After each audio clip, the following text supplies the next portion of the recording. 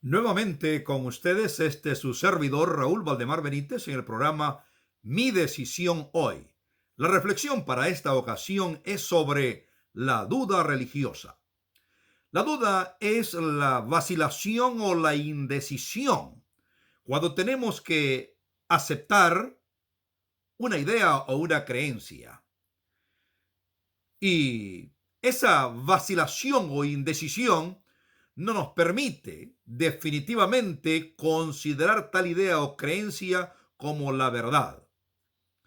Existe la tendencia religiosa variada, la fundamentalista, la extremadamente conservadora, que llega inclusive, aunque acepta la creencia de Dios, la existencia de Dios, pero duda de la sinceridad y habilidad de otras personas para creer en Dios o para seguir sus dictados. Sin embargo, el conservador moderado, aunque tiene la tendencia a inclusive dudar de la existencia de Dios y de sus operaciones en el quehacer humano, sí tiende a ser muy humanista, a creer en los demás, inclusive en las instituciones religiosas mismas. Pero tratemos el asunto de la duda en general. La duda en general, en verdad, no es una negación de algo, sino más bien es la vacilación, la indecisión de considerar una declaración, una idea, como verdadera o una creencia como confiable. Recordemos, no es una negación. Se parte de que algo se ha aceptado, pero que no se está seguro que si esta idea o creencia sea verdadera o confiable. De esta manera, podemos nosotros mirar la duda como una doble forma. La duda como una actitud y la duda como un método. La duda como una actitud es la misma que podemos mirar cuando uno realmente tiene esa inclinación a no aceptar completamente una creencia. Y la duda como método es aquella que sirve como un estímulo para que yo pueda seguir investigando. Esto en el campo filosófico y en el campo científico. En el campo filosófico, para investigar la afirmación del ser, la existencia del ser, la naturaleza del ser. Y en el campo científico, para comprobar ciertas sospechas o ciertas observaciones y saber si son correctas las observaciones y las mismas sospechas que se tienen sobre algún hecho en particular. La duda en este caso sirve para poder ir más allá de una simple sospecha u observación o inclusive para aseverar que el que está dudando en verdad duda porque está existiendo. Pero en el campo religioso, la duda también funciona en ambos lados, como la actitud y como un método, como una actitud por cuanto nosotros tenemos que confiar en una creencia o aceptar una doctrina. Y vacilamos en hacerlo, en aceptar o confiar. Y como un método porque nos estimula a criticar, a analizar muchos postulados religiosos y a investigar aún más a fin de expandir el conocimiento o la luz que tengamos sobre algún tópico religioso en particular. Ahora, la duda religiosa está relacionada con varios aspectos. En primer lugar, está relacionada con la existencia de Dios, con las expectativas que se tienen de lo que Dios hace o hará, y también con el hecho de que si Dios responde las peticiones, las oraciones o no. Esos tres aspectos, la existencia de Dios, las expectativas que tenemos de lo que Dios hará o hace, y también si Él responde las oraciones o no.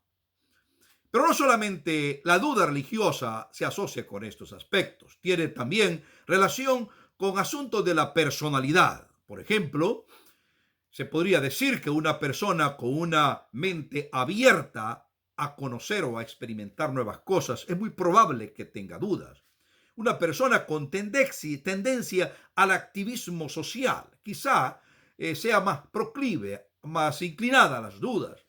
O tal vez la personalidad que tenga que ver con el desarrollo mismo de la identidad, afecte de que tengamos dudas o no. Una personalidad que se inclina bastante al autoritarismo, bueno, también es una personalidad que afectará la actitud hacia la duda o no, o a mirar la duda como una actitud en la que se confía o no se confía. Entonces, todos estos problemas, los problemas psicológicos y estas características de la personalidad están asociados con la duda religiosa. Y en la medida que se consideren los detalles psicológicos o de la personalidad, también se podrá tratar el asunto de la duda. Es decir, la duda, en resumidas cuentas, tiene relación con el ajustarme, el adaptarme a ciertos postulados, a ciertas situaciones, posiciones, conceptos, ideas, creencias. Ese proceso de ajustarme a estas cosas afecta mi bienestar general, total. Y yo dudo porque no veo que se consigue ese bienestar total. Pero esto es complicado, porque si esta duda tiene relación con la reducción de mi fe, y la fe en el campo religioso es considerado como un elemento fundamental para la sanidad mental, el bienestar total. Quiere decir que si mi duda debilita la fe y la fe contribuye al bienestar total o general, entonces la duda es un elemento contribuyente al debilitamiento de mi bienestar total, por cuanto afecta a la fe. Es por eso que necesitamos considerar estos aspectos fundamentales de la duda y mirar cómo se puede tratar la duda religiosa para poder salir adelante. Mencioné al inicio de esta reflexión las dos tendencias religiosas pronunciadas. La del fundamentalista. El fundamentalista generalmente cree en la existencia de Dios, cree en las doctrinas, pero comienza a dudar bastante de la sinceridad y habilidad de otras personas para creer en Dios o para aceptar sus doctrinas o sus enseñanzas. Esto hace del fundamentalista alguien bastante inclinado a estar separado de otros al mismo tiempo que proclama un apego definitivo de Dios, siendo un seguidor fiel a Dios. Y eso como que crea una incongruencia, no le hace estar bien. De todas maneras, si cree no tener duda en Dios, pero duda de los demás, no consigue su bienestar total. El conservador moderado, sin embargo, tiene la tendencia a inclusive dudar de la existencia de Dios, de sus atributos o de su operación en el quehacer humano. Es probable. Pero cree bastante en las posibilidades del ser humano de corregirse, de mejorar, de avanzar.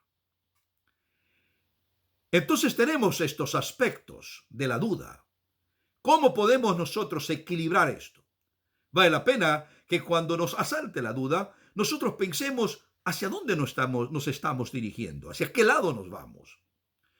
Porque de todas maneras, la duda religiosa podría guiarnos a que al fin y al cabo nosotros nos miremos a nosotros mismos, a fin de afirmarnos en una creencia, a fin de corregirnos en relación con una creencia o a fin de modificar esa creencia que tenemos para seguir adelante en los elementos de fe y crecer espiritualmente.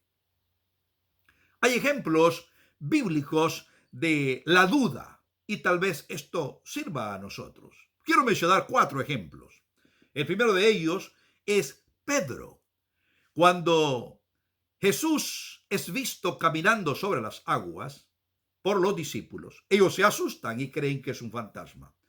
Pedro desafía a Jesús diciéndole que si él es el Jesús, entonces que haga que él también, Pedro, camine sobre las aguas. Jesús le ordena que lo haga. Ven. Y Pedro comienza a caminar sobre las aguas. Entonces, no solamente Jesús ha caminado sobre las aguas, pero también Pedro.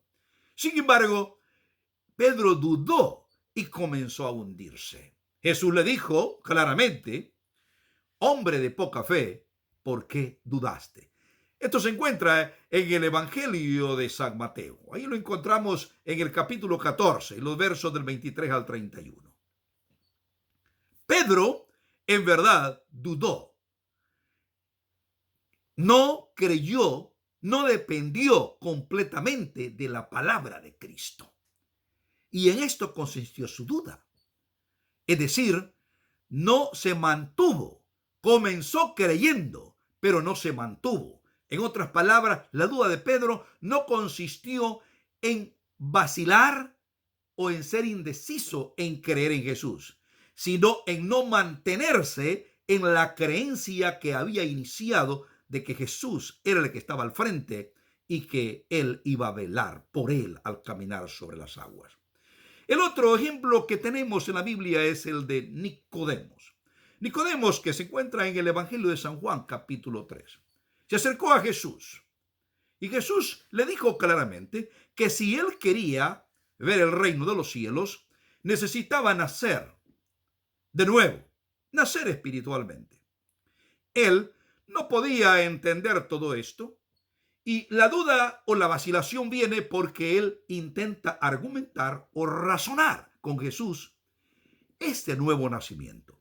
Pero Jesús le dice que él no podrá entenderlo, porque si aunque Jesús le explicara el lenguaje celestial, él no lo entendería. En otras palabras, Jesús está diciendo que hay muchas cosas que solo podemos nosotros aceptarlas por la fe. No podemos entrar en analizarlas.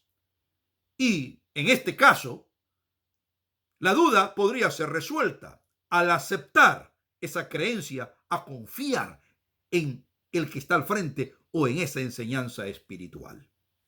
Nicodemo pues tenía problemas con esto y Jesús le invitó a considerar la naturaleza, que él no podía explicarla en sus detalles, sin embargo podía observarla y mirar los resultados. Lo mismo ocurriría con el asunto espiritual del ser humano al nacer de nuevo por el poder de Dios. El tercer ejemplo lo encontramos en San Lucas capítulo 17, los primeros versos del 1 al 5, cuando Jesús les dice de que se procuren no ser obstáculos o escándalo para los otros.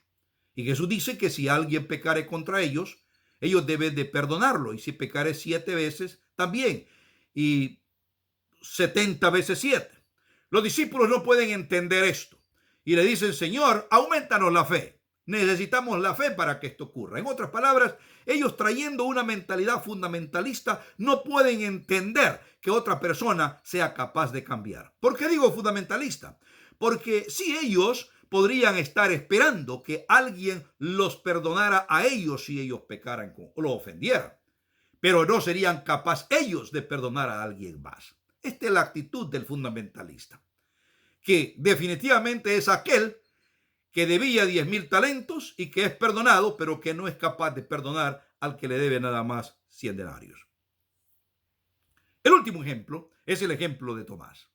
Tomás definitivamente no estaba con los discípulos cuando Jesús se apareció, y Jesús pudo haberle aparecido a Tomás durante esa semana, pero Jesús esperó hasta que Tomás estuviera con el resto de los discípulos para aparecerse a él. En otras palabras, Jesús no está enfatizando la duda de Tomás para él. Tomás quizás creyó que Jesús podía resucitar, pero no creía en el testimonio de los discípulos que ellos habían visto a Jesús. Nosotros debemos también aceptar el testimonio de otros que son fieles y que han sido transformados por la gracia de Dios. Dios te bendiga y podamos nosotros enfrentar el problema de la duda mediante estos elementos que he compartido. Hasta luego.